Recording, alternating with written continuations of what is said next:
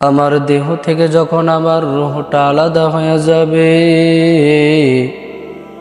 তখন আমার সন্তানও আমার থেকে আলাদা হয়ে যাবে, আমার স্ত্রীও আমার থেকে আলাদা হয়ে যাইবে, আমার মা আমার ভাই বোনও আমার থেকে আলাদা হয়ে যাবে।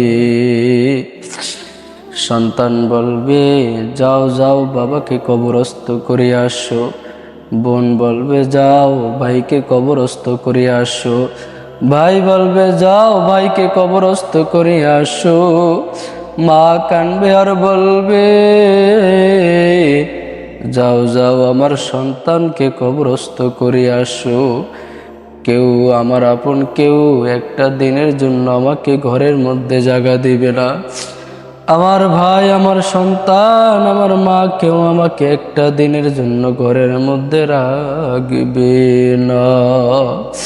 ওই অন্ধকার কবরে একাই চলে যেতে হবে, সঙ্গী হিসাবে কেউ যাবে না। যদি সঙ্গী নিতে চাও একমাত্র আমল, আমল ছাড়া আমার সঙ্গে আর কিছু যাবে না।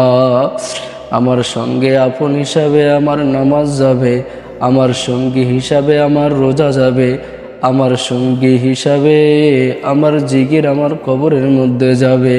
ভাইও যাবে না, বোনও যাবে না, সন্তানও যাবে না, মাও যাবে না।